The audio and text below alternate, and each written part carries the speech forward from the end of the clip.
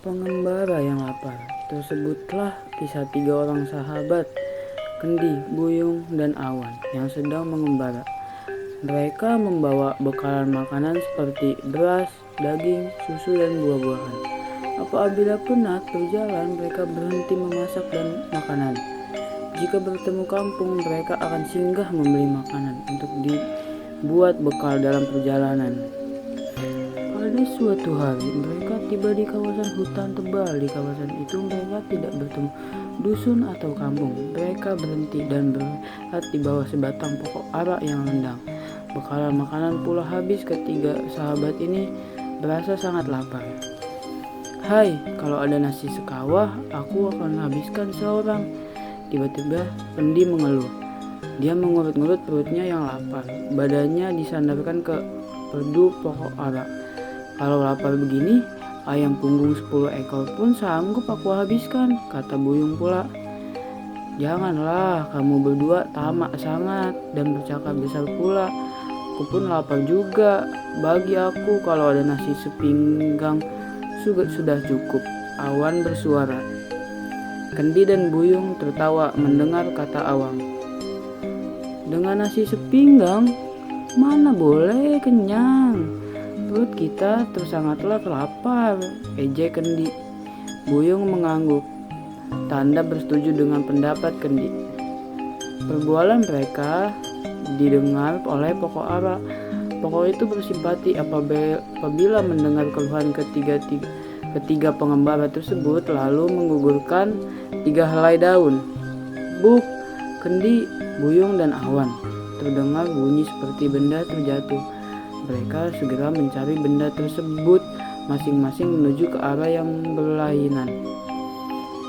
Ada nasi sekawah!" Kendi menjerit kehairan. Dia menghadap sekawah nasi yang masih beruap tanpa berpikir panjang, lalu dia menyuap nasi itu dengan lahapnya. "Ayam panggang 10 ekor, wah sedapnya!" Tiba-tiba Buyung pula melaung dari arah timur. Serta merta mulainya air liur seleranya terbuka. Dengan pantas dia mengambil ayam yang paling besar, lalu makan dengan gelojoh. Melihat Kendi dan Buyung telah mendapatkan makanan, Awang semakin pantas berda-semak. Ketika Awang menyalak daun ke lembak, dia nampak sepinggan nasi berlauk yang terhidang. Awang tersenyum dan mengucapkan syukur karena mendapat rezeki. Dia makan dengan tenang. Selepas makan, Awang rasa segar. Dia berehat semula di bawah pokok ara sambil memperhatikan Kendi dan Buyung sedang merata makanannya.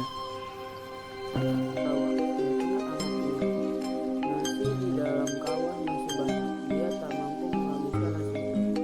"Kenapa kamu tidak menghabiskan?" Tiba-tiba nasi di dalam kawah itu bertanya kepada Kendi. "Aku sudah kenyang," jawab Kendi. "Bukankah kamu telah berjanji akan menghabiskan kami sekawah?" tanya nasi itu lagi. "Tapi perut aku sudah kenyang," jawab Kendi. Tiba-tiba nasi itu berkumpul dan mengejar Kendi.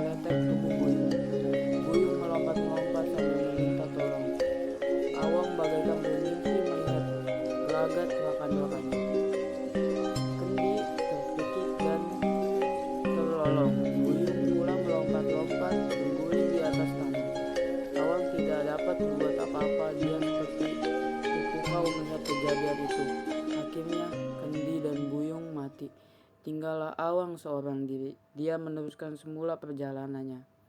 Sebelum berangkat, Awang mengambil pinggang nasi yang telah bersih. Sebutir nasi pun tidak berbaki di dalam pinggang itu.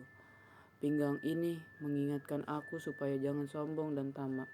Maka biarlah berada pada tidak membazir, kata Awang. Beredar meninggalkan tempat itu.